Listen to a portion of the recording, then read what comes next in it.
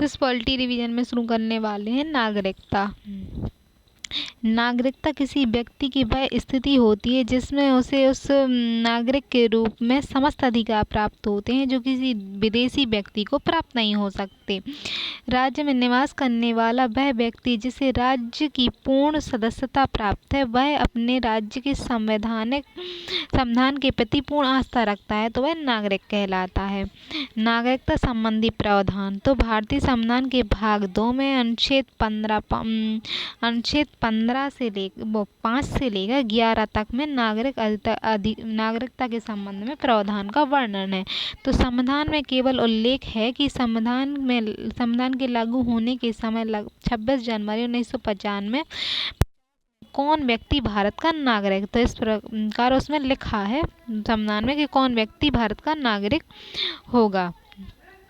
तो अनुच्छेद 11 में नागरिकता संबंधी विधि बनाने की शक्ति संसद को देता है, किंतु संप्रभु राष्ट्र में राज्य की ओर से अपने नागरिक को ऐसे अधिकार प्रदान किए जाते हैं जो विदेशी को प्राप्त नहीं होते।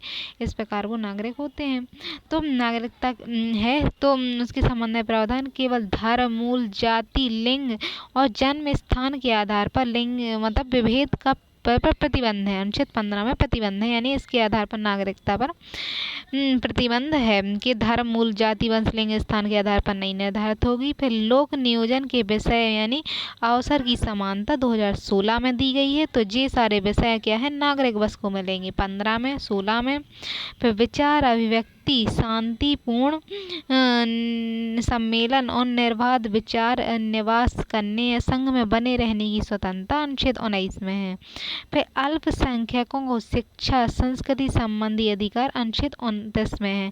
तो ये जो अधिकार है 15, 16, 19, 29 और 30, इसमें अल्पसंख्यक क्या है, अपनी संस्कृति के संरक्षण हेतु रुचि की शैक्षिक संस्थाओं की स्थापना कर सकते। तो अनुच्छेद 30, तो ये वाले अनुच्छेद जो हैं 15, 16, 19, 29 और 30, तो ये सिर्फ नागरिकों को लिए बस होंगे और विदेशियों के लिए नहीं होंगे।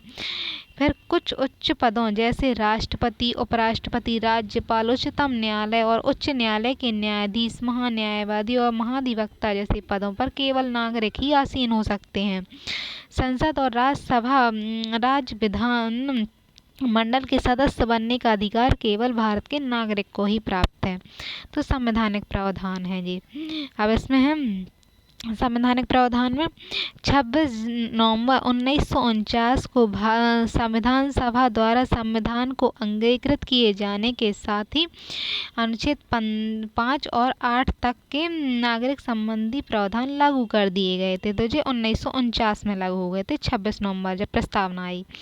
तो अनुच्छेद 5 से 8 तक यानी जन्म, प्रवासन, एक स्थान से दूसरे स्थान को स्थायी रूप से निवास करने के आशय से जाना, यानी 5 से 8 तक के जो जन्म है, प्रवास है, अधिवास के आधार पर नागरिकता प्रदान करने की व्यवस्था करता है।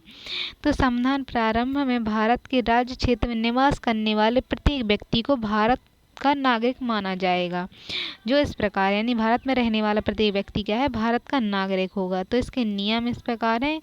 ऐसा व्यक्ति जो भारत में जन्म लेता है और भारतीय राज्य में निवास करता है, चाहे उसके माता पिता राष्ट्रीयता कुछ भी हो, तो 5A के तहत तो वो भारत का नागरिक है। वह व्यक्ति जो भारत में पैदा ना हुआ हो परंतु भारतीय राज्य में निवास करता है, तो उसके माता पिता में से किसी का जन्म भारतीय राज्य क्षेत्र में हुआ है, तो माता पिता की राष्ट्रीयता चाहे कुछ भी हो, अब लेकिन उसके माता पिता का जन्म भारत में हुआ है, तो अनुच्छेद 15B के तहत उसे 5B के तहत क्या है, भारत की नागरिकता दी जाएगी, क्योंकि उसका जन्म भारत में हुआ है। उसके माता पिता में से किसी का जन्म भारत में हुआ है, उनकी भले ही राष्ट्रीयता आप कुछ भी हो। वह व्यक्ति जिसका जन्म भारत में ना हुआ हो लेकिन उसके माता पिता का जन्म भी भारत में नहीं हुआ, मतलब व्यक्ति का जन्म भी नहीं हुआ भारत और माता पिता का नहीं हुआ, लेकिन वह व्यक्ति भारत का निवासी है और संविधान लागू होने के 5 वर्ष तक भारत के राज्य क्षेत्र में मामूली तौर पर रह रहा हो, तो ऐसी स्थिति में उसके माता पिता की राष्ट्रीयता का कोई विशेष महत्व नहीं रह जाता। उसकी राष्ट्रीयता क्या है, यह प्रावधान भारत में निवास कर रहे पुर्तगालियों के लिए था। तो 15C में है। फिर है पाकिस्तान से भारत आने वाले व्यक्ति भारत का नागरिक बन सकता है, लेकिन इसकी कुछ शर्तें हैं। तो भारत आने वाले व्यक्ति के लिए शर्तें हैं इसमें रखी गई हैं। तो किस तरह की शर्तें हैं? यदि वह अपने माता पिता, दादा दादी, नाना नानी से कोई भी भारत में जन्म लिया हो, उनके माता पिता, दादा दादी, नाना नानी कोई भी भारत में जन्म लिया हो, तो अधिनियम के अंतर्गत भारतीय राज्य क्षेत्र होगा। यदि वह व्यक्ति 19 जुलाई 1948 से पहले पाकिस्तान से भारत आ गया, 1948 में आ गया हो, यानी जुलाई 1948, 19 जुलाई 1948 से पहले पाकिस्तान से भारत आया हो और मामूली तौर पर भारत में रह रहा हो, तो भारत का नागरिक होगा। यदि वह व्यक्ति 19 जुलाई 1948 को या उसके बाद भारत आया है, तो संविधान लागू होने से पहले ही भारतीय नागरिकता के लिए बाद में आया है, तो उसने आवेदन पहले कर दिया हो, तो उसका इस आधार पर नागरिकता के लिए रजिस्ट्रेशन किया गया है कि वह आवेदन देने की तारीख से ठीक पहले 6 महीने तक भारतीय राज्य में निवास कर रहा था। तो यानी आवेदन देने के पहले वो 6 माह तक भारत में रह रहा था, निवास कर रहा था, तो इस आधार पर उसका अनुच्छेद 6 के तहत नागरिकता दी जाएगी। अब है ऐसे ऐसा कोई व्यक्ति जो 1 मार्च 1947 के बाद भारत से पाकिस्तान चला गया था और वह भारत वापस आ गया है, यानी पहले चला गया था और फिर अब वापस आ गया है, तो इस तरह से है। तो इसमें यदि कोई व्यक्ति पाकिस्तान चला गया था और वापस आ गया है, तो वापसी विधि के अनुसार हुई हो, इसके लिए आवश्यक कि वह अनुच्छेद 6B जो है, अनुच्छेद 6B के 2 के अनुसार उसे अपने आप को रजिस्ट्रीकृत करवा लिया हो, तो अनुच्छेद 7 के तहत वो आ जाएगा भारत। तो ऐसा व्यक्ति अथवा उसके दादा दादी, नाना नानी में से कोई भी भारत के अनुच्छेद अधिनियम 1935 के अंतर्गत भारतीय राज्य क्षेत्र में जन्म लिया हो, लेकिन वह भारत से बाहर किसी देश में मामूली तौर पर रह रहे हों, तो वह अपने निवास वाले देश में जन्म की राजकीय प्रतिनिधित्व के लिए यहाँ भारतीय नागरिकता के लिए रजिस्ट्रेशन करवा सकता है।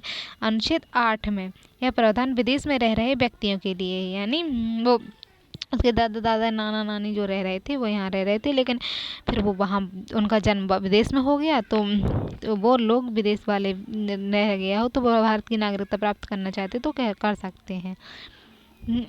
अब है नागरिकता अधिनियम 1955।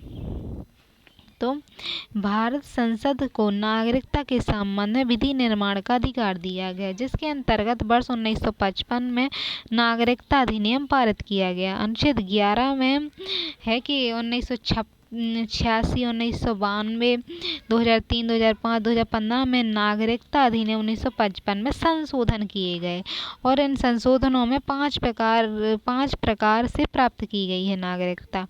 तो इस अधिनियम जो 1955 का है उसमें 5 प्रकार से नागरिकता दी गई है। जन्म से संबंध में नागरिकता, जन्म के आधार पर, वंश के आधार पर, पंजीकरण के आधार पर, फिर देशीकरण के आधार पर और राज्य क्षेत्र में मिल जाने के आधार पर। तो जन्म, वंश, पंजीकरण, देशीकरण और राज्य क्षेत्र के मिलने के आधार पर।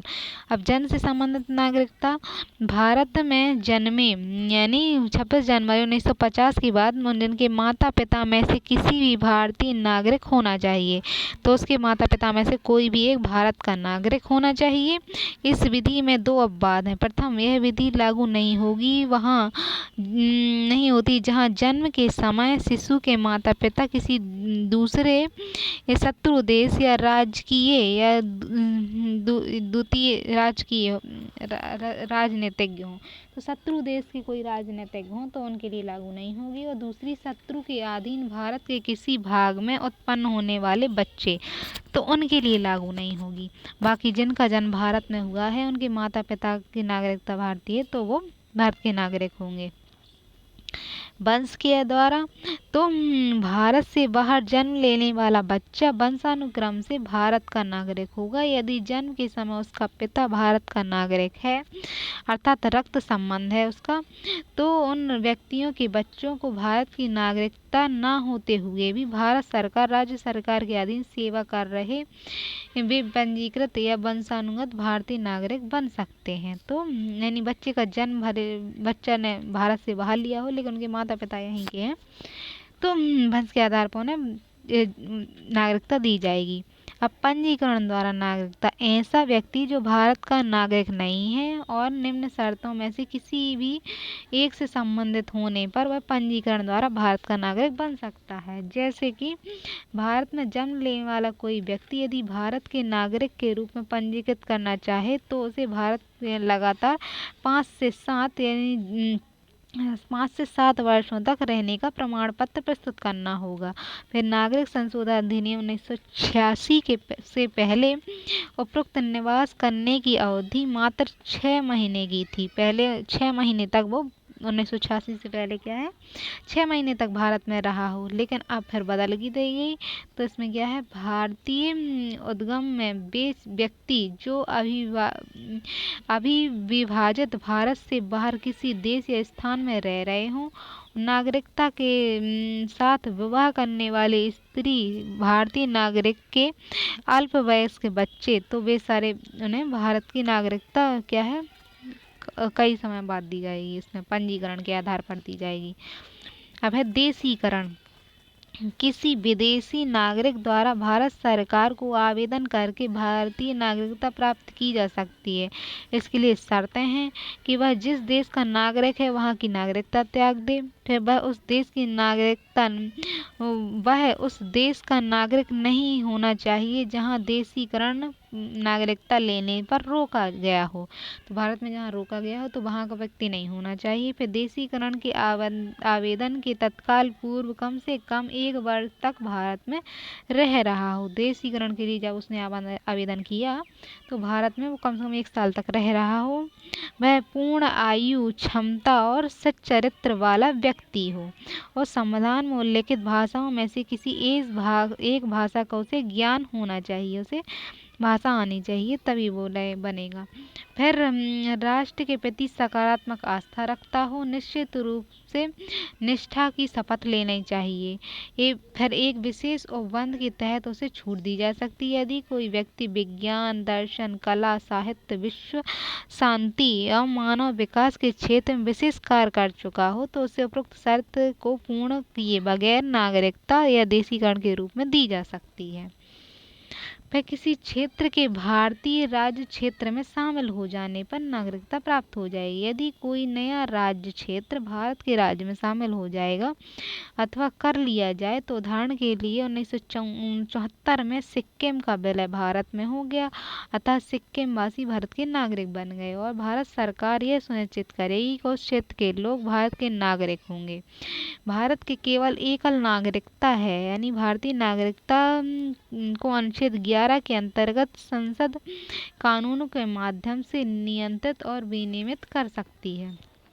तो वो भी यानी किसी क्षेत्र के मिल जाने से भारत की नागरिकता से प्राप्त हो जाएगी। अब है नागरिकता की समाप्ति। तो नागरिकता की किस तरह समाप्ति हो जाएगी, तो अनुच्छेद 10 में स्पष्ट करता है, अनुच्छेद 10 स्पष्ट करता है कि किसी नागरिक की नागरिकता का अधिकार संसद बनाई गई विधि के अलावा किसी अन्य प्रकार से नहीं छीना जाएगा। यानी अनुच्छेद 11 में संसद को नागरिकता के अर्जन, संपत्ति तथा नागरिकता संबंधी अन्य उपबंधों के परिवर्तन करने की निर्बाध शक्ति प्रदान की गई है। नागरिकता अधिनियम 1955 के अनुसार किसी भारत की नागरिकता समाप्त होने के 3 आधार हैं। एक तो परित्याग करना, पर्यावासन करना या वंचित किया जाना। परित्याग यानी भारत का कोई भी वयस्क नागरिक घोषणा करके अपनी नागरिकता त्याग कर सकता है। इस प्रकार घोषणा वही व्यक्ति कर सकता है जो भारत के अतिरिक्त किसी दूसरे देश का नागरिक है। तो भारत के अलावा अगर दूसरे देश का नागरिक है तो भारत की नागरिकता त्याग सकता है।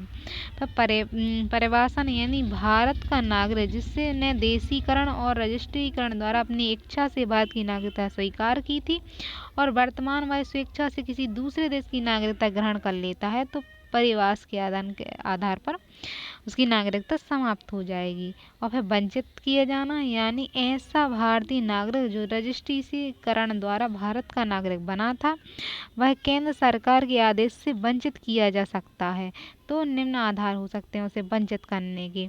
किसी व्यक्ति को भारत से नागरिकता से वंचित कर सकती है यदि वह संविधान के प्रति निष्ठा रखना अथवा संविधान की आस्था न रखने वाला व्यक्ति हो और युद्ध के समय शत्रु की सहायता करने वाला व्यक्ति हो।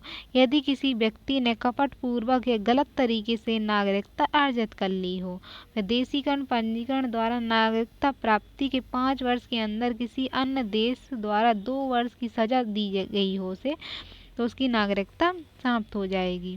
फिर किसी भारतीय नागरिक स्त्री पुरुष द्वारा दूसरे देश के स्त्री पुरुष के साथ विवाह कर लेने पर उसकी नागरिकता समाप्त हो, यानी भारत का जो देश है, भारतीय नागरिक स्त्री हो या पुरुष हो, तो उसने दूसरे देश के स्त्री पुरुष से विवाह कर लेने पर समाप्त होगी। लगातार 7 वर्षों तक भारत से बाहर रहने पर, 7 वर्ष से अधिक आप भारत से बाहर हैं तो नागरिकता समाप्त होगी।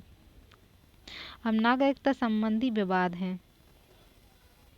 तो उल्लेखनीय है कि कांग्रेस अध्यक्ष सोनिया गांधी ने प्रधानमंत्री बनने की संभावना ने इस विवाद को जन्म दिया। देशीकरण और पंजीकरण के द्वारा नागरिकता अर्जित करने वाला व्यक्ति भारत का उच्च संवैधानिक पद यानी प्रधानमंत्री पद पर आसीन हो सकता है अथवा नहीं। तो लोकसभा चुनाव लड़ने के प्रश्न पर भारतीय संविधान मान्य नागरिक और देशीकृत नागरिक में कोई विभेद नहीं करता कि वो देशीकृत हुआ है, पंजीकृत हुआ है, भारत का जन्म नागरिक है। तो इस पर भारत की नागरिकता में कोई विभेद नहीं है। कोई भी लोकसभा सदस्य संवैधानिक रूप में प्रधानमंत्री बन सकता है। यदि वो लोकसभा का सदस्य है तो पर कोई भी व्यक्ति फिर प्रधानमंत्री बन सकता है यदि उसे लोकसभा में आवश्यक समर्थन प्राप्त हो।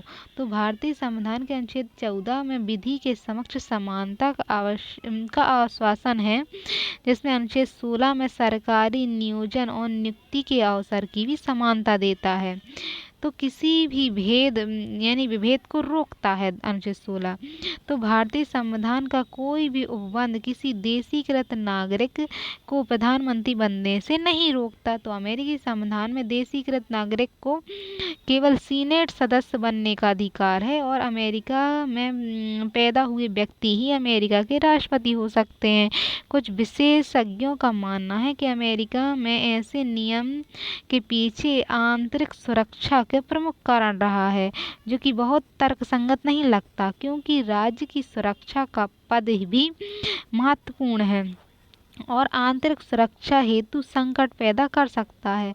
अतः सोनिया गांधी को प्रधानमंत्री बनने से रोकने के लिए अमेरिकी संविधान की दोषपूर्ण विधि का सहारा नहीं लिया जा सकता।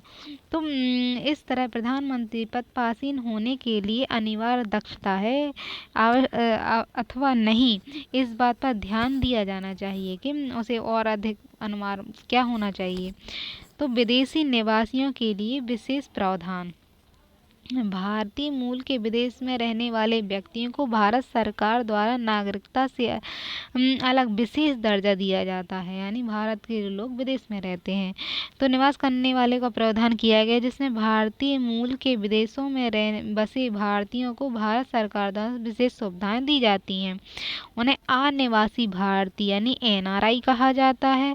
फिर भारतीय मूल के व्यक्तियों को PIO कहा जाता है। फिर भारत के समुद्र पारित नागरिकता OCI दी जाती है। तो इस प्रकार 3 प्रकार की उन्हें नागरिकता है। तो अनिवासी भारतीय शब्द भारत के टैक्स कानून में उल्लेखित है कि अनिवासी यानी भारत में नहीं रहता वो। तो ऐसे भारतीय नागरिक जो नौकरी अथवा व्यवसाय के उद्देश्य से वर्ष के 182 दिन अथवा उससे अधिक समय अवधि विदेशों में रहते हैं। तो 182 दिन से अधिक वो क्या कहते हैं, विदेश में रहते हैं और भारतीय पासपोर्ट धारण करते हैं। अनिवासी यानी NRI कहलाते हैं। संयुक्त राष्ट्र संघ UNO अन्य विदेशी नियुक्तियों पर भारत सरकार द्वारा भेजे जाने वाले व्यक्तियों को अनिवासी का दर्जा दिया जाता है। अनिवासी भारतीयों द्वारा लंबे समय से मांग की जा रही कि उन्हें भारतीय आम चुनाव में मतदान का अधिकार दिया जाए। भारत सरकार द्वारा वर्ष 2011 में एक सूचना जारी करके अनिवासी भारतीयों को मतदान के रूप में पंजीकृत करने के लिए सुविधा प्रदान कर दी गई है। और केंद्र सरकार ने 3 फरवरी 2011 को निर्वाचन आयोग के परामर्श से मतदाता पंजीकरण अधिनियम 2011 में प्रकाशित किया। तो इस अधिनियम का मुख्य उद्देश्य विदेशों में रह रहे भारत के मूल के सक्षम मतदाताओं के नाम मतदाता सूची में सूचीबद्ध करना है। उन्हें भी मतलब वो भारत से बाहर रह रहे हैं लेकिन उन्हें भी अधिकार है। तो फॉर्म 6 के माध्यम से विदेशों में रहने वाले सक्षम मतदाता आवेदन करके मतदाता सूची में अपना नाम शामिल कर सकेंगे। भारतीय मूल का व्यक्ति अब भारत के अनिवासी हैं, वो यानी नागरिकता भारत की ही है लेकिन रह विदेश में रहे हैं। अब अनिवासी यानी भारतीय मूल के व्यक्ति कौन होंगे? तो भारतीय मूल के व्यक्ति वे व्यक्ति जो लगातार 4 पीढ़ी से भारत से जा चुके थे, उन्हें विदेशी नागरिकता ले ली थी। इन भारतीयों की संतानों को भारतीय मूल के व्यक्ति यानी PIO कहा जाता है, अर्थात जिनके माता पिता दादा दादी अथवा नाना नानी में से कोई भी भारत शासन अधिनियम 1935 के अंतर्गत आने वाले भारत का निवासी रहा था। उल्लेखनीय है कि ऐसे व्यक्ति जो पाकिस्तान, श्रीलंका, नेपाल, भूटान, अफगानिस्तान, चीन, बांग्लादेश के नागरिक थे अथवा कभी रहे थे, उनकी संतानों को भारतीय मूल का दर्जा नहीं प्राप्त होगा। तो जो भारत के पड़ोसी हैं तो भारतीय मूल के व्यक्ति थे, इन सब के जो श्रीलंका, नेपाल, भूटान, चीन इनके थे, तो वे उनकी संतानों को भारतीय मूल का दर्जा नहीं दिया जाएगा, यानी वो भारतीय मूल के नहीं हैं, वो दूसरे उन्हीं देशों के हैं। तो भारतीय मूल के व्यक्ति PIO कार्ड के लाभ क्या हैं? तो वर्ष 2000 में भारतीय मूल के व्यक्तियों के लिए भारतवंशी कार्ड यानी PIO कार्ड की प्रक्रिया प्रारंभ की गई, तो 2002 में की गई। और इस कार्ड के द्वारा भारतीयों को निम्नलिखित सुविधाएं दी जाती हैं, यानी भारतीय मूल के व्यक्ति PIO कार्ड धारक व्यक्ति कार्ड जारी होने की तिथि के 15 वर्ष तक बिना वीजा के भारत आ सकता है और भारत में आने की तिथि के 180 दिनों तक विशेष क्षेत्रीय पंजीकरण अधिकारी के पास पंजीकरण कराने की उन्हें छूट दी गई है, यानी 180 दिन तक वो बिना पंजीकरण के भी भारत में रहेगा। फिर भारतीय मूल के व्यक्ति PIO जैसे धारकों को भी अनिवासी भारतीय यानी NRI जैसे आर्थिक और वित्तीय और शैक्षिक सुविधाएं प्राप्त हैं, परंतु कुछ सुविधाएं इनको नहीं मिलती। जैसे भारतीय मूल के व्यक्ति PIO कार्ड धारक जो व्यक्ति हैं उन्हें क्या सुविधा नहीं मिलती, तो वह कृषि भूमि नहीं खरीद सकता, तो कृषि भूमि नहीं खरीद सकता। फिर चुनाव लड़ने जैसे राजनीतिक अधिकार उन्हें नहीं दिए गए हैं, तो वो चुनाव नहीं लड़ सकते। फिर राष्ट्रपति एवं राज्यपाल जैसे उच्च संवैधानिक पदों देखिए कौन बुला रहा,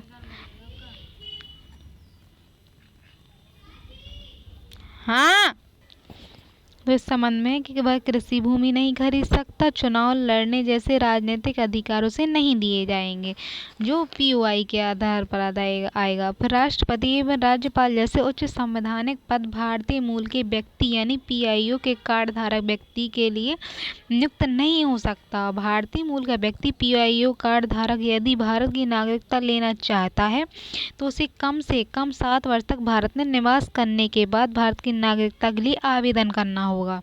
2015 में इसे समाप्त करके इसका विलय समुद्र पारित नागरिकता में कर दिया गया है। अब PIO नहीं है, OCI है। तो OCI भारत के समुद्र पारित नागरिकता है। इसमें क्या सरकार द्वारा समुद्र पारित नागरिकता का प्रारंभ 2005 में किया गया था। इसके अनुसार नागरिकता अधिनियम 1955 के के अंतर्गत रजिस्टर्ड होना चाहिए। इसके लिए यह प्रावधान इस प्रकार है कि ऐसा व्यक्ति जो भारतीय संविधान लागू होने के समय अथवा उसके पश्चात कभी भी भारत का नागरिक बनने की योग्यता रखता था, वह व्यक्ति जो वर्तमान में दूसरे देशों का नागरिक है और भारत के किसी भी क्षेत्र में निवासी था यानी पहले से रहता था, जो 15 अगस्त 1947 के बाद भारत का अंग बन गया तो उसी क्षेत्र में रहता था। इन योग्यताओं को धारण करने वाला व्यक्ति के पुत्र पुत्री पोता पोती नाती नातिन भी OCI कार्ड धारक जारी किया जा सकता है। तो उनके जो बच्चे हैं पोता पोती हैं उनको कार्ड जारी किया जा सकता है। और वह व्यक्ति जो कभी पाकिस्तान बांग्लादेश का नागरिक रहा हो वह समुद्र पारित नागरिकता प्राप्त नहीं कर सकता, लेकिन लोकप्रिय रूप से दोहरी नागरिकता भी कहा जाता है। इससे अनेक लाभ हैं, तो उसे OCI कार्ड दिया जा सकता है। तो समुद्र पारित भारतीय नागरिकों को बहुउद्देशीय आजीवन वीजा दिया जा सकता है, यानी वो उन्हें वीजा दिया जा सकता है आने के लिए भारत में, जिसमें समुद्र पारित भारतीय नागरिकता OCI कार्ड धारक व्यक्ति जितनी बार चाहे भारत आ सकता है। विदेशी पंजीकरण अधिकारी के पास पंजीकृत कराने के लिए उसे समय सीमा निर्धारित नहीं की गई है। इसको पंजीकृत कराने की छूट प्राप्त है। फिर OCI कार्ड धारक को अनिवासी भारतीय NRI को प्राप्त आर्थिक वित्तीय और शैक्षिक सुविधाएं प्राप्त हैं, लेकिन इन्हें भूमि और कृषि संपत्ति पर स्वामित्व का अधिकार नहीं है। तो भूमि पे और कृषि की संपत्ति पर उन्हें अधिकार नहीं होगा। और OCI कार्ड धारक प्राप्त व्यक्ति को भारत के महत्वपूर्ण उच्च पदों पर नियुक्त नहीं किया जा सकता, जैसे राष्ट्रपति उपराष्ट्रपति उच्चतम और उच्च न्यायालय के न्यायाधीश इत्यादि। OCI के दर्जा प्राप्त व्यक्ति संसद और राज्य विधानसभा के सदस्य नहीं होंगे। राजनीतिक अधिकार भी उन्हें नहीं दिए गए हैं। इन्हें सरकारी नौकरी यानी संघ राज्य में के लिए योग्य नहीं माना जाएगा, तो वे कार्ड धारक के योग्य नहीं होंगे। अब समुद्र पारित नागरिकता की समाप्ति, तो समाप्ति किस तरह से होगी? यदि कोई व्यक्ति OCI कार्ड का दर्जा प्राप्त है और वह समुद्र पारित भारतीय नागरिकता को त्यागना चाहता है तो उसे इस संबंध में निर्धारित प्रारूप के अनुसार घोषित करना पड़ेगा, और केंद्र सरकार द्वारा ऐसी किसी घोषणा को स्वीकार करने पर उसकी OCI का दर्जा व्यक्ति को नागरिकता समाप्त हो जाएगी। इसके अतिरिक्त निम्न आधार पर उसे भारत द्वारा समाप्त भी की जा सकती है, यानी भारत सरकार भी उसकी नागरिकता समाप्त कर दी जाएगी। यदि कोई व्यक्ति झूठे तथ्यों के आधार पर छूट प्राप्त करता है और OCI प्राप्त करता है तो, और संविधान के प्रति अवमानना प्रकट करता है, भारत के युद्धरत होने की दशा में शत्रु देश के साथ व्यापार करना या ऐसी जानकारी साझा करना जिससे शत्रु देश को लाभ हो और भारत को नुकसान पहुंचे, तो उसकी नागरिकता छीनी जाएगी वो OCI। पर समुद्र पारित नागरिकता OCI प्राप्त करने के बाद 5 वर्ष की समय अवधि के अंदर 2 वर्षों तक जेल में रहने पर OCI का दर्जा उसकी दर्जा समाप्त कर लिया जाएगा। उसने भारत की OCI का दर्जा प्राप्त किया और फिर किसी देश द्वारा उसे 2 साल की सजा दे दी गई, तो वो व्यक्ति नहीं होगा। भारत सरकार की दृष्टि में OCI कार्ड का दर्जा प्राप्त व्यक्ति भारत की संप्रभुता अखंडता सुरक्षा एवं जनहित को नुकसान हो सकता है अगर, तो फिर भारत उसे छीन लेगा। फिर वर्तमान स्थिति में क्या है? भारतीय संसद द्वारा नागरिक विधेयक 2015 को मंजूरी दे दी गई है और विधेयक में भारतीय नागरिकता कानून 1935 में संशोधन किया गया है। इस संशोधन द्वारा भारतीय मूल का व्यक्ति PIO कार्ड तथा समुद्र पारित नागरिकता OCI कार्ड एक साथ मिला देने का प्रावधान है। इस विधेयक द्वारा PIO कार्ड योजना को समाप्त कर दिया गया है और अब तक जारी किए गए PIO कार्ड को OCI में बदल दिया गया है। OCI कार्ड का दर्जा देने का प्रावधान कर दिया गया है, यानी OCI कार्ड धारक व्यक्ति का लाभ अब उनकी 4थी पीढ़ी तक के बच्चे को मिलेगा। जब तक सुविधा अभी तक केवल PIO OPI कार्ड धारक व्यक्ति को ही मिलती थी, तो अब समुद्र पारित वालों को भी मिल जाएगी। निष्कर्ष क्या है? तो संविधान निर्माता आरंभिक रूप में नागरिकता पृथक भाग नहीं बनाना चाहते थे, नागरिकता के लिए अलग से भाग नहीं बनाना चाहते, परंतु भारत विभाजन के बाद नागरिकता के प्रावधान को शामिल करने का निर्णय लिया गया कि नागरिकता के प्रावधान अलग से बनाए जाएं। तो वर्तमान उदारीकरण भूमंडलीकरण के दौर में संविधान में वर्णित एकल नागरिक व्यवस्था के रूप में दोहरी नागरिकता के साथ जोड़ दी गई है। तो विदेश वालों के लिए है ये। अब है निर्वाचन आयोग यानी इलेक्शन कमीशन। तो इसके संबंध में कि भारतीय संविधान के भाग 15 के अनुच्छेद 324 और 329 तक निर्वाचन आयोग यानी निर्वाचन से संबंधित प्रावधान है। तो भाग 15 में है निर्वाचन।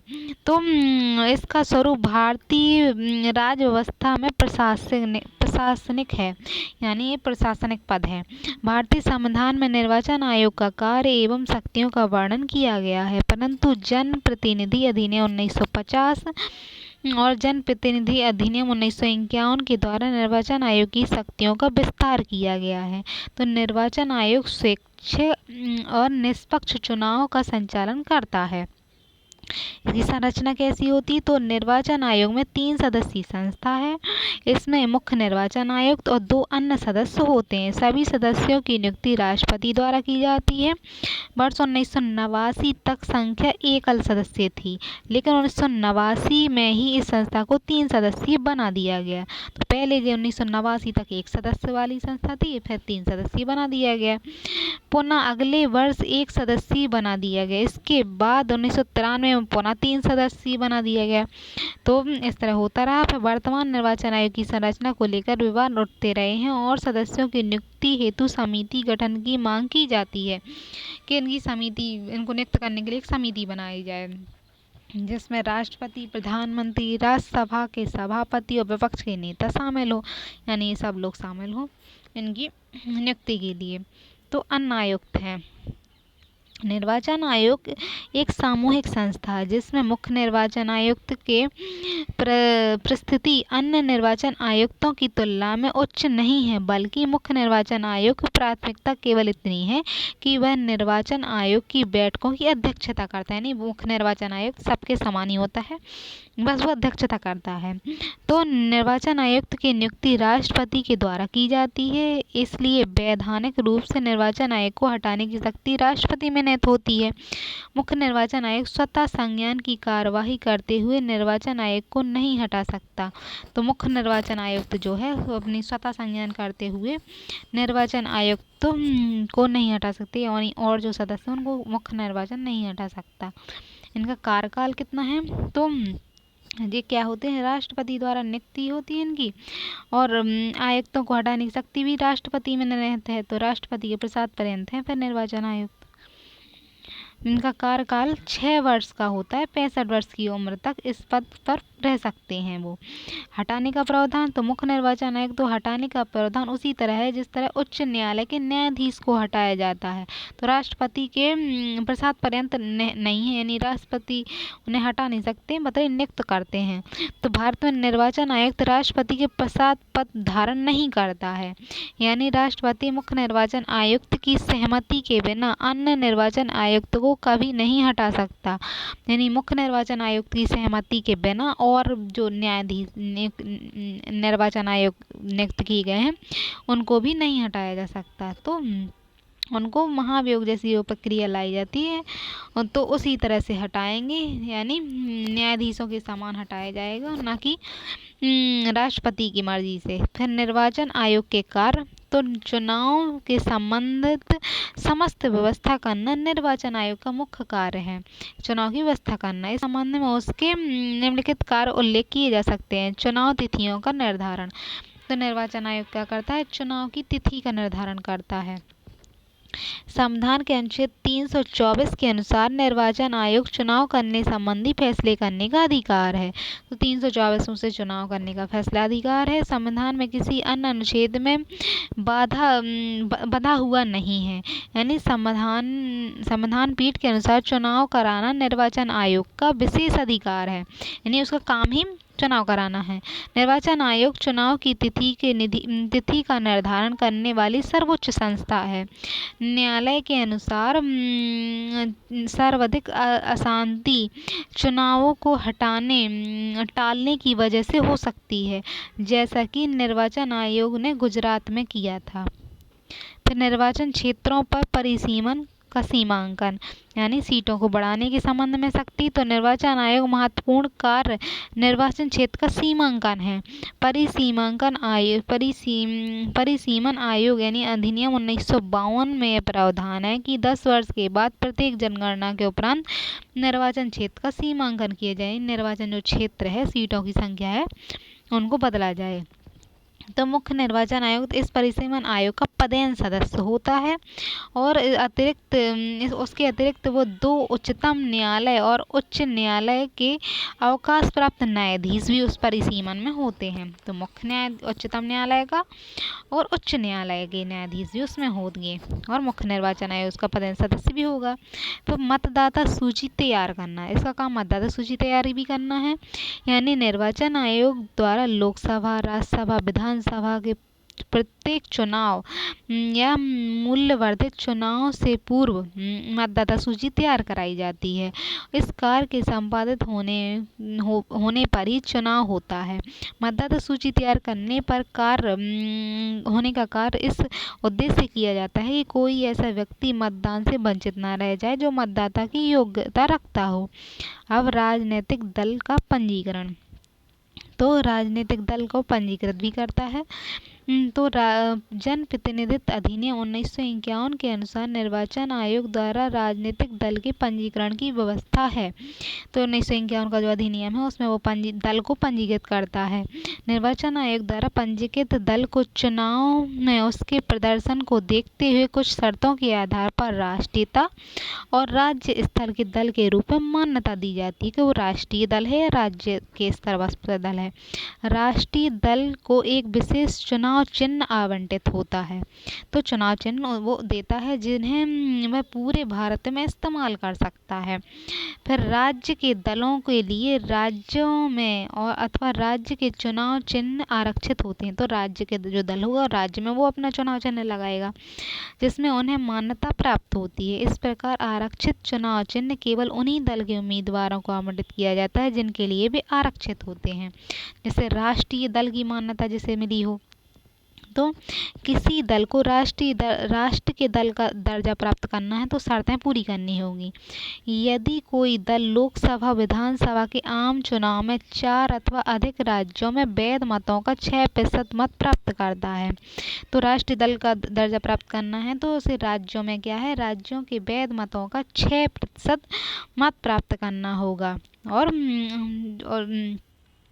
4 या फिर अधिक राज्यों में, तो मेन है सिर्फ 4 राज्यों में उसे क्या करना होगा, मतों का 6% मत प्राप्त करना होगा। इसके साथ किसी राज्य में लोकसभा की 4 सीटें, लोकसभा की, तो लोकसभा की उसे क्या करनी है, लोकसभा की 4 सीटें भी प्राप्त करनी होंगी, तो वो राष्ट्र का दल होगा। लोकसभा की उसे 4 सीटें प्राप्त हैं और राज्यों में 4 राज्यों में 6% उसे मत मिले हों। कोई दल राष्ट्रीय दल की मान्यता प्राप्त कर सकता है यदि वह लोकसभा में 2%, यहाँ 2% की बात आ गई, तो 2% जीतता है और ये सदस्य 3 राज्यों के से चुने जाते हैं। 3 विभिन्न राज्यों, तो 3 राज्यों से अगर चुने जाते हैं और 2% वोट उन्हें मिलते हैं लोकसभा में, 2% स्थान जीतते हैं यानी सीटें जीतते हैं, तो वो राष्ट्रीय होंगे। यदि कोई दल कम से कम 4 राज्यों में राज्य स्तरीय दल के रूप में मान्यता प्राप्त है, यानी 4 राज्यों में राज्य दल की मान्यता है उसे कि वो राज्य का दल है, तो वो राष्ट्रीय दर्जा उसे मिल जाएगा। अब है राज्य स्तरीय दल, तो राज्य स्तरीय दल का दर्जा प्राप्त करने के लिए निम्नलिखित शर्तें आवश्यक हैं। यदि उस दल ने राज्य की विधानसभा के आम चुनाव में कुल वैध मतों का 6% प्राप्त किया हो, तो राज्य का जो चुनाव है उसने कम से कम 6% वोट प्राप्त किए हों और इसके अतिरिक्त संबंधित राज्य में 2 स्थान प्राप्त किए हों, तो राज्य में इस 2 स्थान प्राप्त किए हों और प्रतिशत वोटों के जो मत हैं, मतों का प्रतिशत 6% 6% प्राप्त किया हो। यदि लोकसभा के लिए बहुमत आम चुनाव में राज्य के कुल वैध मतों का 6% प्राप्त किया। लोकसभा में क्या है उसने लोकसभा के जो चुनाव होते हैं तो उसने 6% प्राप्त किए हों मत, वोट 6% प्राप्त किए हों तथा इसके अतिरिक्त संबंधित राज्य लोकसभा में कम से कम एक सीट जीत ली हो, या तो 6% वोट प्राप्त कर लिए हों लोकसभा की, या फिर एक सीट जीत ली हो, तो राज्य का वो हो जाएगा दल। यदि उस दल ने राज्य की विधानसभा के कुल स्थान का 3% या 3 सीटों से ज़्यादा प्राप्त हो तो वह राज्य का दल होगा। यानी राज्यों की विधानसभा है जो, तो राज्य की विधानसभा का स्थान उसने स्थान 3% या 3 सीटें जीती हों तो राज्य का दल होगा। अब अर्ध न्यायिक कार्य, तो अर्ध न्यायिक कार्य है इसके, यानी संविधान के द्वारा आयोग के कुछ अर्ध न्यायिक कार्य सौंपे गए हैं। तो अर्ध न्यायिक कार्य में क्या है, उल्लेखनीय है कि अनुच्छेद 103 के अंतर्गत राष्ट्रपति संसद के सदस्यों की अयोग्यता के संबंध में परामर्श कर सकता है, और अनुच्छेद 152 में अंतर्गत राज्य विधानसभा के सदस्यों के संबंध में यह अधिकार राज्य के राज्यपाल को दिया गया है कि विधानमंडल के सदस्यों की योग्यता के संबंध में क्या करेगा, वो राज्यपाल को अधिकार है। फिर संविधान और जनप्रतिनिधित्व अधिनियम में कार्य करने की कोई प्रक्रिया निश्चित नहीं है, इसलिए इस कार्य को करने में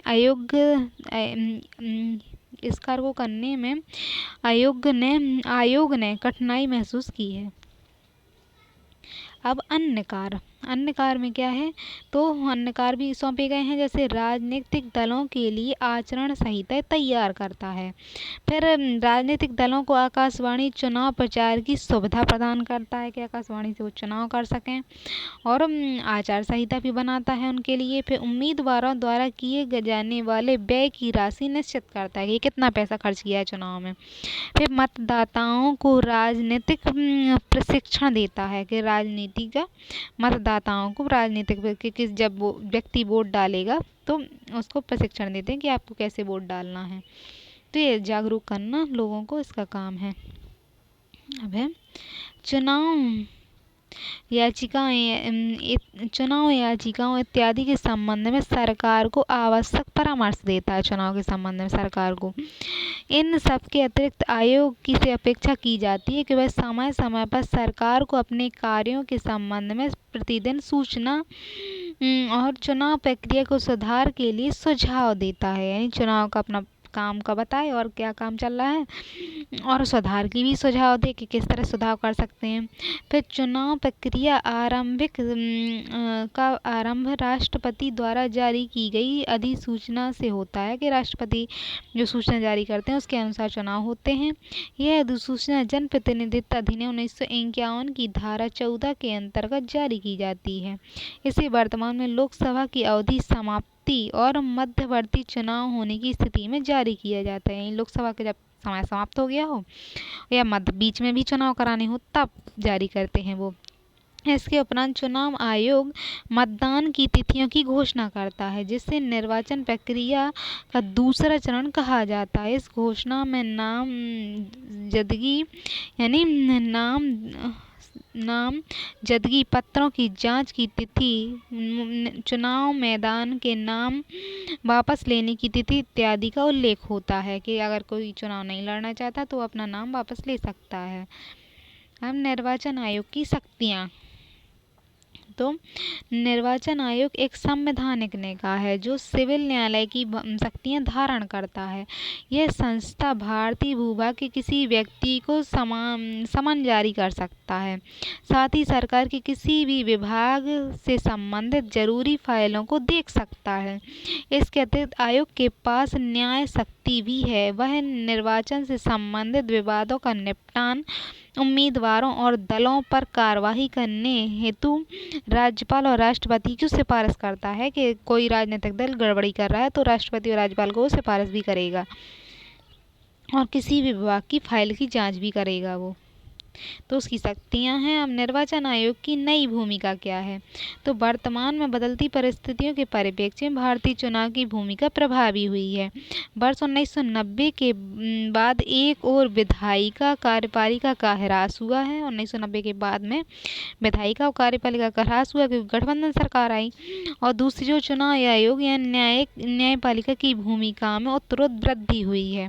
1990 के उपरांत चुनाव आयोग का उभार भारतीय राजनीतिक परिदृश्य में एक प्रभावी संस्था के रूप में हुए, यानी प्रभावी संस्था के रूप में उभर कर आई है। 1990 के बाद संघ में अल्पमत यानी गठबंधन की सरकार का दौर आरंभ हुआ और भारतीय राजनीति में 1996 से 99 में महान तीन वर्षों में 3 लोकसभा के चुनाव आयोजित हुए। इसलिए निर्वाचन आयोग की भूमिका प्रभावी बनकर उभरी।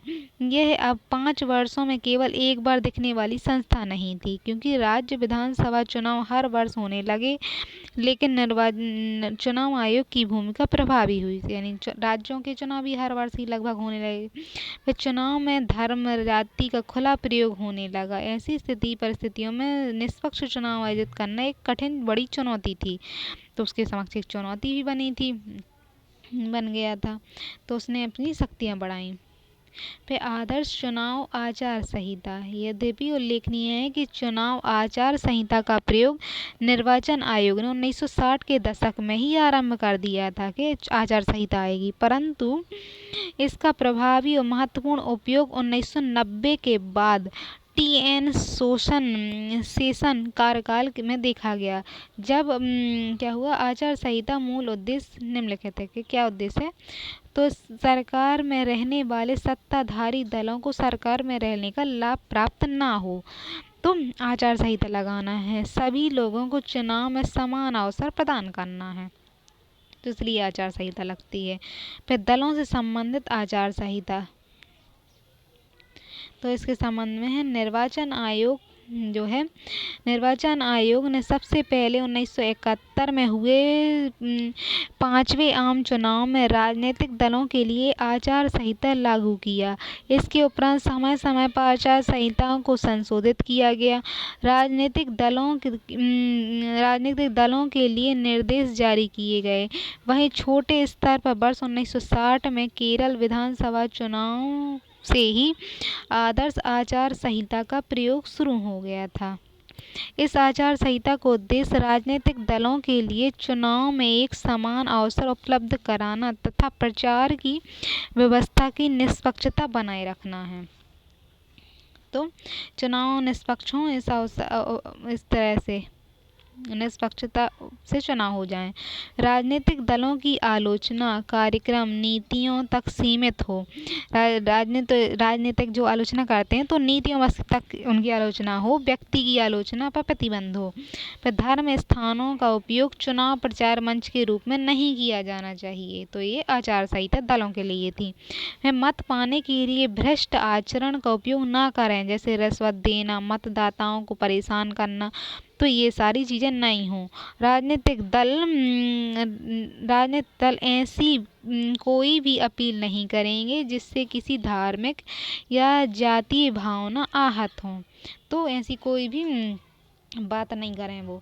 फिर दल अभ्यर्थी पहले ही सुनिश्चित कर लें कि जो स्थान उन्होंने चुना है वहाँ निषेधाज्ञा तो लागू नहीं होती। यानी राजनीतिक दल जहाँ प्रचार कर रहे हैं, जो काम कर रहे हैं, तो देख लें कि वहाँ प्रतिबंध तो नहीं है। और नई नियुक्ति की घोषणा नहीं कर सकते, यानी जब चुनाव चल रहे हों या चुनाव आने वाले हैं तो कोई नौकरी नई घोषणा नहीं कर सकते, क्योंकि ये कार्य मतदान व्यवहार को प्रभावित कर सकते हैं। तो उस चुनाव के पहले कुछ भी करें, लेकिन चुनाव के समय पे कुछ नहीं कर सकते इस तरह। फिर सत्तारूढ़ दल पर चुनावी आचार संहिता तोड़ने के आरोप लगते रहे हैं, क्योंकि विपक्षी दलों का मानना है कि सत्तारूढ़ दल सरकार मशीनरी का दुरुपयोग करते हैं, अपने दल के प्रचार के लिए सरकार के धन और सरकारी मीडिया का भी गलत प्रयोग करते हैं। अतः निर्वाचन आयोग उपरोक्त आरोपों की जांच करता है। फिर सत्ताधारी दल सरकारी धन या विज्ञापन के जरिए उपलब्धियां ना गिनवाएं। यानी सत्तारूढ़ का जो दल है तो वो जब प्रचार करता है तो अपनी उपलब्धियां और विज्ञापन के जरिए ना गिनवाएं, अपना प्रचार न छपवाएं कि हमने ये किया, बल्कि ये गिनवाएं कि आप क्या करेंगे। सत्ताधारी दल विश्राम गृह, जैसे विश्राम गृह बनवाते हैं, तो डाक या बंगले या सरकारी आवास पर एक अधिकार ना करें। वे इन स्थानों का इस्तेमाल प्रचार कार्यालय के लिए नहीं कर सकते। जो सत्ता में दल हैं तो वो प्रचार कार्य के लिए सरकारी यानी आवास का उपयोग नहीं करेंगे। फिर मंत्री शासकीय दौरा नहीं कर सकते। फिर विवेकाधीन निधि के अनुसार स्वीकृत चुनाव उद्घोषणा के दौरान नहीं हो सकती। तो विवेकाधीन जो निधि है, पैसे निकालना अपनी जो स्वीकृति से, तो चुनाव के दौरान ऐसा उससे नहीं कर सकते, यानी पैसा नहीं निकाल सकते उस निधि से। फिर शासकीय सेवा, किसी भी अभ्यर्थी के लिए निर्वाचक, मतदाता और गणना एजेंट नहीं बन सकते। तो जो चुनाव में भाग ले रहे राजनीतिक हैं और पहले से राजनीति में है, तो वो उसकी गणना नहीं कर सकते, ना चुनाव के मतदाता के एजेंट कुछ नहीं बन सकते वो। अब चुनाव के समय आचार संहिताएं, तो आचार संहिताएं लगती हैं चुनाव के समय आचार संहिताएं।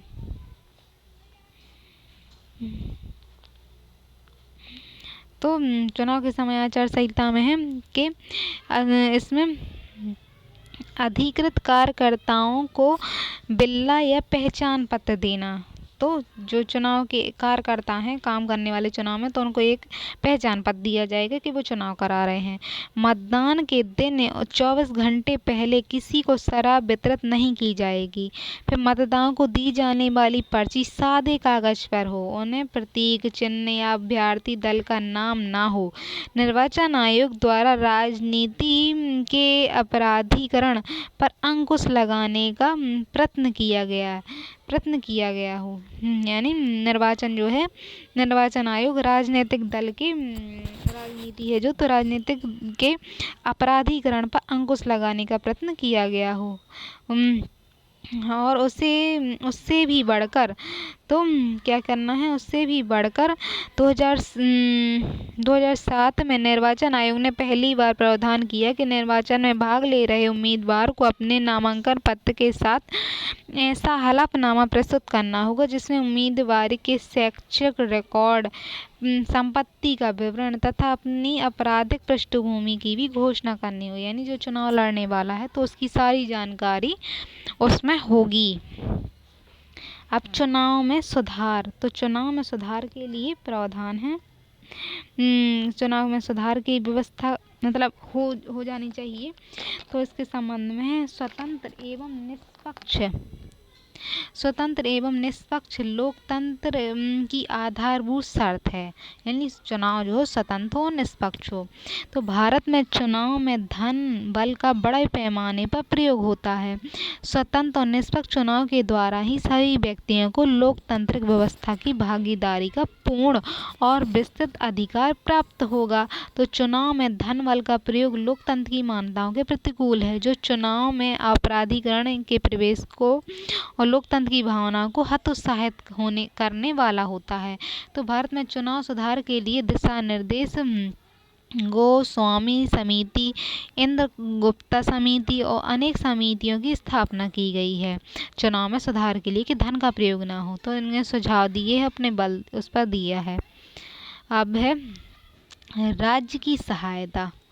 तो इंद्र कुमार जो इन्होंने अपनी समितियों ने अपने सुझाव दिए हैं, वो समितियाँ सुन लेते हैं कि किस तरह से इन्होंने अपने सुझाव दिए हैं। तो इंद्र कुमार गुप्ता समिति और अन्य समितियों द्वारा भारत के राजनीतिक दल को सरकार द्वारा वित्तीय सहायता उपलब्ध कराने का समर्थन किया गया। राज्य क्या है, अपना पैसा उन्हें प्रचार करने के लिए दे। वर्तमान चुनाव प्रणाली में राजनीतिक दल वाणिज्यिक घरानों से चंदा प्राप्त करते हैं, इसलिए चुनाव जीतने के बाद उनके हितों को पूरा करते रहते हैं। तो वित्तीय सहायता दी जाएगी तो वे स्वतंत्र निष्पक्ष रूप से कार्य करेंगे। फिर राजनीतिक दल सार्वजनिक कार्यों को संपादित करते हैं और वित्तीय सहायता प्राप्त होनी चाहिए, यानी वो सार्वजनिक कार्यों को ही संपन्न करते हैं, इसलिए उन्हें सरकार पैसा दे, इसलिए उन्होंने सिफारिश की है। फिर राज्य द्वारा वित्तीय सहायता प्राप्त होने से सभी राजनीतिक दल को समान अवसर प्राप्त होंगे और धन के आधार पर कुछ दलों की प्राथमिकता नहीं होगी, इसलिए उन्होंने पैसे देने की बात कही। फिर सभी आयोगों ने यह भी कहा, मतलब जो समितियां बनी थी तो सुझाव के लिए, तो उन्होंने कहा कि दलों को प्राप्त वित्तीय सहायता नगद राशि के रूप में नहीं बल्कि सुविधाओं के रूप में प्राप्त होनी चाहिए। जैसे दलों को सरकारी आवास सुविधा दे दें, टेलीफोन या संचार माध्यमों पर प्रचार की सुविधा भी दे दें, तो इस तरह की सुविधाएं दे दें। और ये आचार संहिता, जिस ऊपर वाली हेडिंग थी सत्तारूढ़ दल से संबंधित औपचारिक आचार संहिता, तो आचार संहिता लागू होने के पश्चात सत्तारूढ़ सरकार या प्राधिकरण किसी वित्त सहायता या सड़क का निर्माण इत्यादि करेंगे। तो इस तरह की ये यहाँ जो घोषणाएं थी कि सत्तारूढ़ दल की थी कि सत्तारूढ़ दल क्या क्या करेगा, क्या क्या नहीं करेगा, इस तरह थी। अब है विपक्ष में तर्क। तो इनके विपक्ष में लोग क्या कहते हैं, इन्होंने पैसे देने की बात की, या विपक्ष में भी लोग कुछ तो कहेंगे। तो राज्य के द्वारा वित्तीय सहायता देने से चुनाव में धन का प्रयोग नहीं रुकेगा, क्योंकि राजनीतिक दल सत्ता के द्वारा प्राप्त पैसे का उपयोग चुनाव के अलावा अन्य गतिविधियों में भी कर सकते हैं। कई लोग पैसा प्राप्त करने के लिए दल का निर्माण कर लेंगे, जिससे वे राज्य से ज़्यादा आर्थिक सहायता प्राप्त कर सकें। आलोचक यह भी कहते हैं कि भारत सरकार के लिए कल्याणकारी कार्यों के लिए पैसे अत्यंत आवश्यक हैं और राजनीतिक दलों को पैसे देना तर्क प्रतीत नहीं होता, क्योंकि पैसे को रोकना सरकार काम है, न कि पैसे देना। फिर निर्वाचन आयोग की भूमिका महत्वपूर्ण है और प्रासंगिक है। निर्वाचन आयोग ने लोकसभा के 17 चुनावों का सफलतापूर्वक संचालन किया है, अब 18वीं लोकसभा का भी करवा दिया, लेकिन इसको प्रभावी बनाने के लिए भारत के तत्काल कुछ चुनाव सुधारने की आवश्यकता है, जो निम्न है। जैसे दलों में चंदे को सार्वजनिक कर उसके स्रोत को निर्वाचन आयोग को बताना चाहिए, यानी जो दल हैं तो उनके चंदे कहाँ से ले रहे हैं तो चुनाव आयोग को बताना चाहिए। तो अब तो सरकार ने इसको प्रतिबंधित कर दिया है, चंदा लेने वाले जैसे जो लेते थे तो 20,000 रुपये से ज़्यादा प्राप्त राशि को सार्वजनिक रूप से निर्वाचन आयोग को बताना चाहिए कि किसने दिए हैं, कहाँ से लिए हैं आपने। फिर अगर खर्च कर रहे हैं तो भी बताना चाहिए। फिर चुनाव आचार संहिता को वैधानिक आधार प्रदान किए जाएं, इसके उल्लंघन करने वाले को दंडित करने का अधिकार भी चुनाव आयोग को सौंपा गया है, यानी अगर उल्लंघन होता है तो उसे दंड करने का आरोप आयोग को है, चुनाव आयोग उसे दंडित करेगा। एक प्रत्याशी को 2 निर्वाचन क्षेत्रों में चुनाव लड़ने पर स्पष्ट प्रतिबंध लगाया जाए और प्रत्याशी चुनाव खर्च में दल द्वारा खर्च की गई राशि को भी शामिल किया है कि उस चुनाव प्रत्याशी ने कितना खर्च किया, उसके दल ने उसको ऊपर कितना खर्च किया, स्पष्ट हो। प्रत्येक राजनीतिक दल वार्षिक अंकेक्षण किया जाए, उसका वार्षिक क्या है देखा जाए, वार्षिक रिपोर्ट देखी जाए, कितना खर्च करता है, कितना पैसा आता है इसके पास। जिन सांसदों और विधायकों के विरुद्ध अपराध के मामले लंबित हैं, निपटने के लिए फास्ट ट्रैक कोर्ट की स्थापना होनी चाहिए। निश्चित समय सीमा में इनके विरुद्ध चल रहे मामलों को निरस्त किया जाना चाहिए। फिर सांसदों विधायकों के लिए निर्धारित खर्च का पालन सख्ती से किया जाए।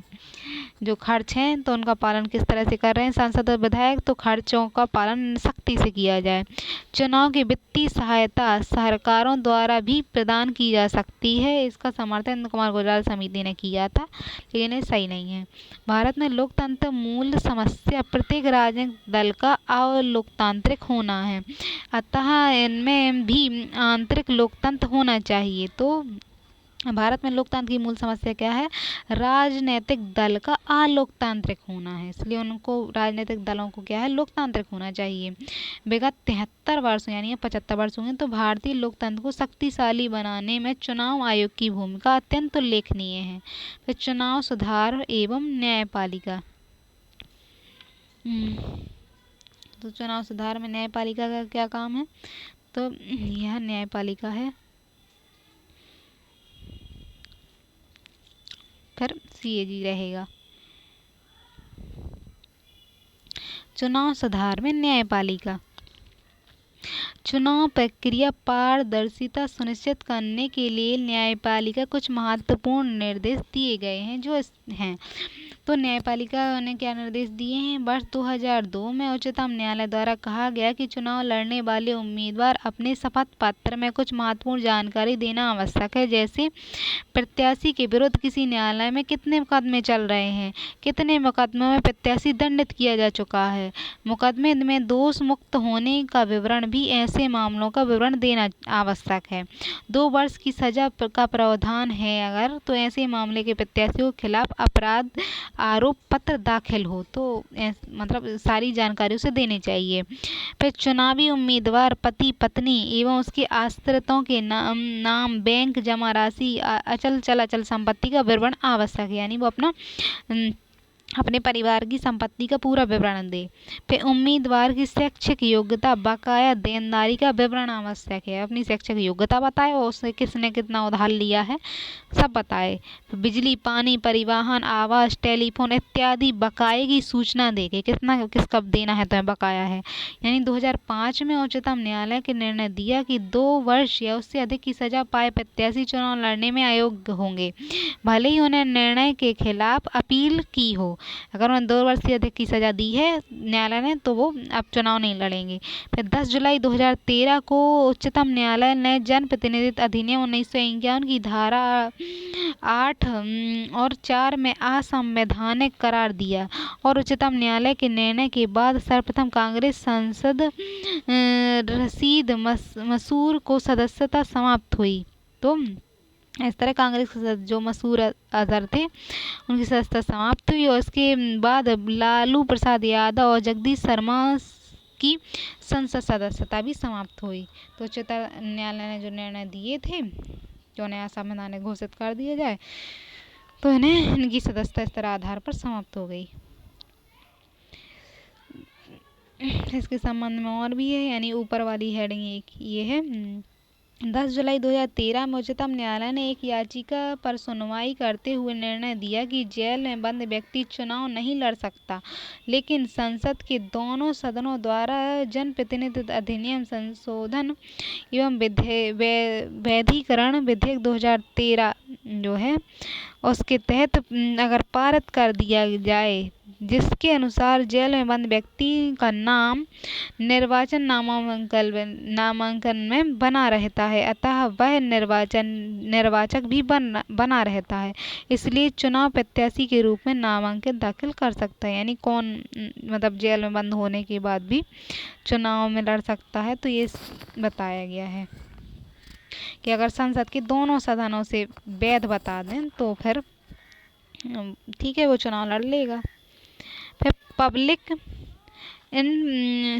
पब्लिक इंटरेस्ट फाउंडेशन एवं अन्य जनहित याचिका पर उच्चतम न्यायालय ने 10 मार्च 2014 को निचली अदालतों को निर्देश दिया कि संसद और विधायकों के मामले में 1 वर्ष तक की समय सीमा में निपटाया जाए और जो पब्लिक इंटरेस्ट के जो मामले हैं तो उन्हें 1 वर्ष की समय सीमा में निपटा दिया जाए।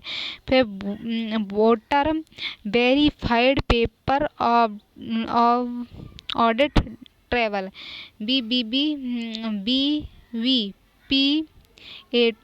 प्रणाली का उपयोग करके निर्वाचन आयोग को उच्चतम न्यायालय ने 8 अक्टूबर 2013 को निर्देश दिए थे। फिर चुनाव के संबंध में विधि आयोग की रिपोर्ट। तो चुनाव के संबंध में जो विधि आयोग है उसने अपनी रिपोर्ट जारी की। तो विधि आयोग ने 170वीं रिपोर्ट चुनाव सुधारों के संबंध में अनेक सुझाव दिए।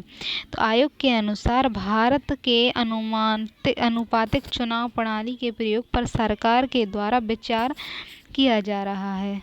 तो अनुपातिक चुनाव प्रणाली पर मतलब सरकार विचार कर रही है। आयोग ने यह भी कहा है कि दल बदल अधिनियम के अंतर्गत सरकार में अयोग्यता का निर्धारण चुनाव आयोग की सलाह पर राष्ट्रपति राज्यपाल द्वारा होना चाहिए। क्योंकि इसमें अध्यक्ष की भूमिका विवादास्पद है, इसलिए चुनाव आयोग या राष्ट्रपति राज्यपाल इसका समाधान करे। अयोग्यता का निर्धारण लोकसभा अध्यक्ष करता है। अभी फिर चुनाव आयोग अपना पृथक सचिवालय होना चाहिए। फिर चुनाव आयोग की नियुक्ति के लिए एक समिति का गठन किया जाना चाहिए, जिसमें प्रधानमंत्री, विपक्ष का नेता, सबसे बड़े दल का नेता हो, उच्चतम न्यायालय का मुख्य न्यायाधीश शामिल होना चाहिए। फिर चुनाव आयोग मुख्य निर्वाचन आयुक्त और अन्य आयुक्तों को हटाने का प्रावधान एक समान होना चाहिए। विभिन्न संस्थाओं द्वारा संपादित जनमत को नियंत्रित करने की आवश्यकता है। जिन संस्थाओं द्वारा जनमत आयोजित होता है उनकी विश्वसनीयता की जांच होनी चाहिए। इस तरह बहुत सारे प्रावधान बताए हैं। फिर आयोग के अनुसार उम्मीदवारों को वापस बुलाने का अधिकार प्रदान करना, यानी अभी भारतीय परिस्थिति में व्यवहारिक नहीं है।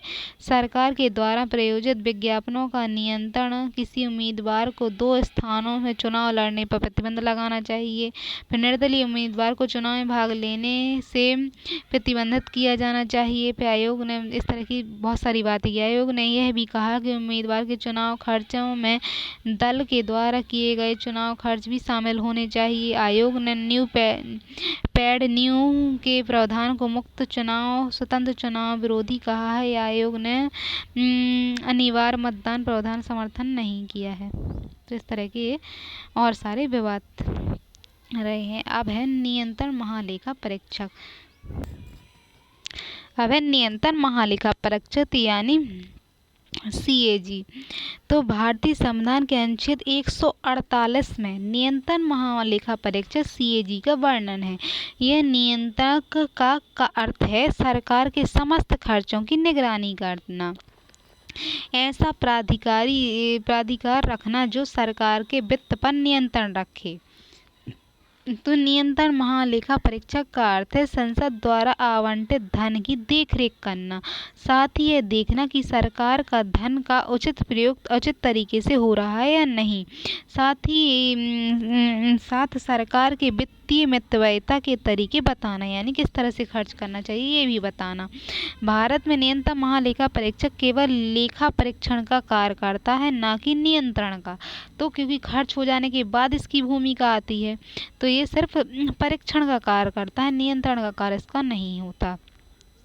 नियंत्रण महालेखा परीक्षक CAG एक सदस्यीय संस्था है, एक सदस्य होता है। इसमें भारत के महालेखा परीक्षण विभाग संवैधानिक प्रमुख होता है। इस विभाग में अन्य अधिकारी पूर्णतः कैग यानी CAG के अधीन होते हैं। जो अधिकारी और होते हैं वो इसके अधीन होते हैं। भारत के अन्य राज्यों में कैग के एजेंट के रूप में CAG अन्य अकाउंटेंट जनरल की नियुक्ति किए जाते हैं। तो अकाउंटेंट जनरल के रूप में नियुक्त किया जाता है, जो राज्य के लेखाओं की जानकारी CAG को देते हैं। तो अन्य जो नियुक्त करता है वो तो उसको देते हैं। CAG कैग की नियुक्ति राष्ट्रपति द्वारा की जाती है तथा वह राष्ट्रपति के समक्ष शपथ ग्रहण करता है। वह राष्ट्रीय वित्त का संरक्षक होता है, राष्ट्र के वित्त का संरक्षक होता है। कैग का कार्य 6 वर्ष का होता है, अधिकतम उम्र 65 वर्ष होती है। इसी तरह निर्वाचन की भी 6 वर्ष होती है। इन दोनों इस फिर तक होती है। पद से हटाए जाना, तो CAG को अपने पद से उस पद से उसी तरीके से हटाया जा सकता है जिस तरह से उच्चतम न्यायालय के न्यायाधीशों को हटाया जा सकता है। उसके वेतन भत्ते से उच्चतम न्यायालय के समकक्ष होंगे। कैग की पेंशन भत्ते भारत की संचित निधि पर भारत होती है। कैग के अवकाश यानी CAG के अवकाश प्राप्ति के पश्चात कोई भी सरकारी पद धारण नहीं कर सकता। नियुक्ति पर विवाद है कि नियुक्ति कौन करेगा। तो CAG जो है की नियुक्ति CAG यानी कैग के रूप में शशिकांत शर्मा की नियुक्ति पर एक याचिका दाखिल किया गया था कि कहा गया था कि इनकी नियुक्ति अवैध है, क्योंकि रक्षा मंत्रालय के एक पद पर रहते हैं और जो एक निर्णय लेने वाली संस्था है। कैग का कार्य सरकारी विभागों का अकाउंटेंट यानी परीक्षण करना है। एक व्यक्ति स्वयं कैसे अपने विभाग का अकाउंटेंट कर सकता है, यह अकाउंट अगस्ता आइसलैंड मामले में भी अभी किया जाना है, जो रक्षा मंत्रालय से संबंधित रखता है। तो मतलब जो सरकार के अंतर्गत काम करता है वो कैसे बन सकता है, इसका कार्य क्या है? तो नियंत्रण महालेखा परीक्षक के नाम एवं कार्य में अंतर पाया जाता है, क्योंकि भारत में यह नियंत्रक के रूप में कार्य नहीं करता, क्योंकि सरकार के द्वारा भारत की संचित निधि में व्यय के लिए पूर्ण अनुमति की आवश्यकता नहीं होती, बल्कि पैसे खर्च होने के बाद इसका कार्य शुरू होता है। तो संघ सरकार के खर्चों पर केवल लेखा परीक्षण किया जाता है, जबकि लेखांकन संघ सरकार के विभागों द्वारा किया। तो लिखने का काम संघ सरकार के जो विभाग हैं अपना अपना लेखांकन करते हैं, जैसे उसका परीक्षण किया जाता है। तो सरकारों के लेखांकन एवं लेखा परीक्षण दोनों का नियंत्रण महालेखा परीक्षक के रूप में किए जाते हैं। अतः भारत में लेखा परीक्षण संघ और राज्यों का अलग अलग नहीं होता, बल्कि एक ही व्यक्ति द्वारा किया जाता है। अब इसकी संरचना, तो भारत में वित्त आयोग की संरचना का उल्लेख नहीं है, वित्त आयोग की संरचना को उल्लेख नहीं है, इसलिए संसदीय अधिनियम 1951 में वित्त आयोग के गठन का प्रावधान किया गया और एक अध्यक्ष के अतिरिक्त 4 सदस्य होंगे जो निम्नलिखित खर्चों का आवंटन करते हैं। भारत की संचित निधि पर भारत केंद्र सरकार एवं राज्य सरकारों के सभी खर्चों की जांच करता है। भारत की आकस्मिक निधि लोक लेखा निधि के सभी खर्चों का परीक्षण करता है। किसी विभाग द्वारा किए गए व्यय, निर्णय, निर्माण, लाभ हानि की जांच, वह सरकार के सभी विभागों की जमा पूंजी की जांच करता है। वह सभी सरकारी कंपनियों की खर्चों की जांच करता है।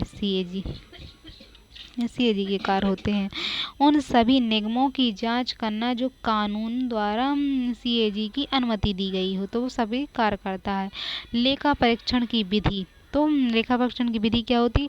लेखा परीक्षण के अंतर्गत निष्पादन परीक्षण किया जाता है।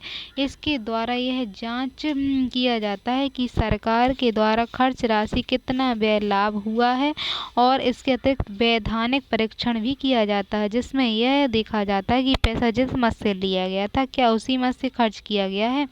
साथ ही सरकार के द्वारा पैसों के खर्चों में मितव्ययिता का भी परीक्षण करता है, जिससे फजूल खर्च का पर प्रतिबंध लग सके।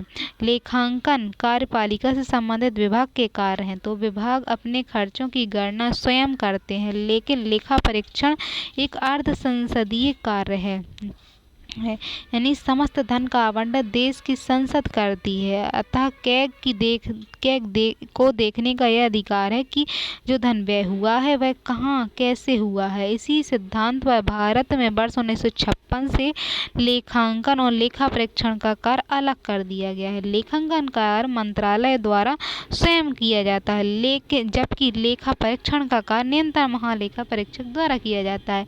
परंतु अब भी सीएजी के पास अधिकार है कि वह लेखांकन के तरीके का निर्धारण करे। तो वह लेखांकन के तरीके बताता है किस तरह लिखना है, जिससे देश में लेखांकन नियमों की एक रूपता स्थापित हो सके। अब शक्तियाँ, तो इसकी शक्तियाँ क्या है? यह केंद्र सरकार का जो है सर्वोच्च लेखांकन संस्था है। यह संस्था सिविल न्यायालय की शक्तियाँ धारण करता है एवं किसी विभाग के लेखा पत्र की जांच कर सकता है तथा किसी विभाग के दस्तावेज को भी मंगवा सकता है। फिर सीएजी लेखांकन समिति, एवं लेखांकन समिति होती है। तो क्या यानी सीएजी अपना लेखा परीक्षण रिपोर्ट राष्ट्रपति को सौंपता है, फिर राष्ट्रपति उसे संसद के पटल पर रखते हैं और संसद द्वारा कैग की रिपोर्ट को लेखा समिति को सौंप दी जाती है। तो लोक लेखा समिति कैग के रिपोर्ट की सरलीकृत किया जाता है उसको, और लोक लेखा समिति अपनी रिपोर्ट संसद में देती है। फिर सीएजी लोक लेखा समिति की सहायता भी करता है। लोक लेखा समिति द्वारा रिपोर्ट को समझने के लिए कैग को बुलाया जा सकता है। यानी सीएजी की रिपोर्ट तकनीकी किस्म की होती है, इसीलिए लोक लेखा समिति द्वारा इसे सरल बनाया जाता है। इसके बाद इसे संसद के सामने प्रस्तुत किया जाता है। तो सीएजी सरकार के धन की रखवाली की सबसे बड़ी संवैधानिक संस्था का दर्जा प्राप्त होता है इसे। सीएजी की भूमिका जनता के पैसों की रक्षक के रूप में होती है। फिर कार्यपालिका के वित्तीय खर्चों की विधायिका के समक्ष नियंत्रित रखना है, अर्थात वित्त क्षेत्र में कार्यपालिका को विधायिका के समक्ष उत्तरदायी बनाना है। कार्यपालिका को क्या है, उत्तरदायी बनाता है विधायिका के समक्ष। वर्तमान में विवाद क्या है, तो वर्तमान में न्यूनतम महालेखा परीक्षक सीएजी द्वारा कुछ मामलों पर अनुमानित घाटे की बात की जा रही है, यानी आजकल विवादों का मूल कारण बना हुआ है। यानी 2G स्पेक्ट्रम विवाद मुख्य है, जिसमें 2G स्पेक्ट्रम आवंटन 2008 में पहले आओ पहले पाओ के आधार पर किया गया था, परंतु सीएजी का मानना था कि यदि आवंटन नीलामी प्रक्रिया के आधार पर किया गया होता तो सरकार को 1,70,000 करोड़ रुपए का लाभ होता, जो कि अनुमानों के आधार पर जांचा था उसने। इसी पर कोयला ब्लॉक आवंटन में भी घाटा दिखाया गया है। 2G स्पेक्ट्रम और कोयला ब्लॉक आवंटन में कैग द्वारा भारी अनियमितता का आरोप लगाया गया, तो सीएजी ने अनुमानित घाटे की संकल्पना का प्रयोग किया है, जो वर्तमान समय में दुनिया के अनेक देशों में प्रयोग किया जा रहा है। आलोचकों के अनुसार सीएजी ने अपनी परंपरागत भूमिका से आगे बढ़कर काम किया है, नीति निर्माण के मामले में हस्तक्षेप किया है, जबकि नीति निर्माण सरकार का विशेष अधिकार है। परंतु ज़्यादातर लोग इन आलोचकों से सहमत नहीं हैं, क्योंकि सीएजी की भूमिका से सहमत हैं, क्योंकि सीएजी ने सरकार के 2G स्पेक्ट्रम मामले से पहले आओ पहले पाओ की प्रक्रिया में कमी बताई है और बताया है कि सरकार को करोड़ों का राजस्व घाटा हुआ है। कैग ने जनता के धन के संरक्षक होने के कारण राजस्व की क्षति पर प्रश्न चिन्ह लगाया है। तो बाद में सीएजी की राय से सहमत होते हुए उच्चतम न्यायालय ने भी 2G स्पेक्ट्रम आवंटन को पूर्णतः रद्द कर दिया और इससे प्रमाणित होता है कि सीएजी की भूमिका सही थी। अब है सीएजी की आलोचनाएं। तो सीएजी की और भी आलोचना होती है। तो वर्तमान समय में सीएजी की भूमिका तथा कार्य विवादों को घेरे में रहते हैं। सीएजी ने जिन संभावित घाटों की बात कही है उसमें देश का एक वर्ग संतुष्ट नहीं है तथा सीएजी की भूमिका संदेह प्रकट कर रहा है। साथ ही यह प्रश्न उठता है कि क्या सरकारी नीतियों संभावनाओं के आधार पर सीएजी प्रश्न चिन्ह लगा सकता है। इस परिप्रेक्ष्य में यह भी मांग उठने लगी है कि क्या सीएजी को बहुसदस्यीय बनाया जाए तो प्रशासनिक नियंत्रण और खर्च क्या पूर्णतः अलगाव किया जा सकता है। तो अनेक लोगों का यह विचार है कि नीति निर्माण में पैसे खर्च का मुद्दा दूसरों से अंतर संबंधित है। तो क्या सीएजी बहुसदस्यीय बनाया जाए, तो इस बात पर विचार हो रहा है। एक वर्ग का मानना है कि सीएजी को अधिक जिम्मेदार और उपयोगी बनाने हेतु इसे चुनाव आयोग की तरह बहुसदस्यीय निकाय बनाया जाए, जिससे पक्षपात रहित जांच प्रक्रिया अपनाई जा सके और व्यक्तिगत प्रभावों का अभाव हो। तो सीएजी बहुसदस्यीय बनाने के लिए निम्न सुझाव दिए गए हैं, यानी एकल व्यक्ति के बजाय सामूहिक अधिक उत्तरदायी प्रभावी हो सकता है, समूह अधिक उत्तरदायी होगा। फिर बहुसदस्यीय कैग राजनीतिक विवादों से दूर भी रहेगा। फिर अधिक सदस्य होने पर जांच और कार्यभार विभाजन किया जा सकता है। फिर दल विशेष के विरोध भावना का अभाव रहेगा और राष्ट्रपति को महत्व दिया जाएगा। दूसरे वर्ग का मानना है कि सीएजी के कार्य प्रकृति बहुसदस्यीय मांग नहीं है, यानी सीएजी का कार्य केवल जांच करना है, रिपोर्ट देना है, चुनाव आयोग की तरह व्यवस्थित कार्य करना नहीं है। फलतः बहुसदस्यीय कैग की आवश्यकता ही नहीं है। वर्तमान परिप्रेक्ष्य में सीएजी इसी संरचना में अच्छे ढंग से कार्य कर रहा है, तो इसकी संरचना बदलने की जरूरत नहीं है। तो सेवा शर्तें इसकी हैं।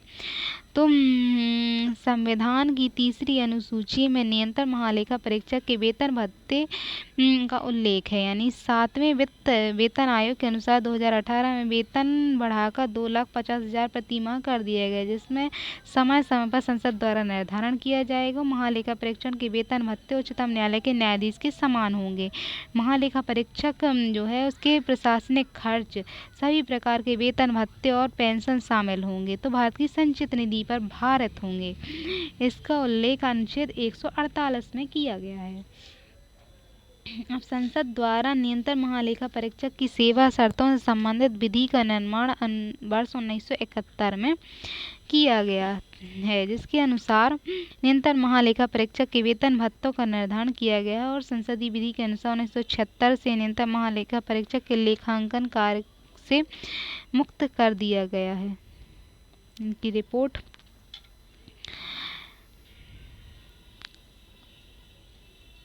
तो लेखा परीक्षण की वार्षिक रिपोर्ट तो नियंत्रण महालेखा परीक्षक के द्वारा अपनी रिपोर्ट राष्ट्रपति को सौंपी जाती है। फिर राष्ट्रपति सदन के समक्ष प्रस्तुत करते हैं। फिर भारत के दोनों सदन संघ राज्यों के लिए एक लेखा परीक्षक है, संघ के लिए और राज्यों के दोनों के लिए एक ही है। अतः संघ राज्यों के लिए लेखा परीक्षण के लिए अलग प्रावधान नहीं है, अब तो एकाकी व्यवहार की यही है। इसलिए राज्यों से संबंधित रिपोर्ट लेखा परीक्षक प्रत्येक राज्य के राज्यपाल को सौंपता है और राज्यपाल के द्वारा इस रिपोर्ट की विधानसभा के समक्ष रखता है और इसका उल्लेख संविधान के अनुच्छेद 151 में है।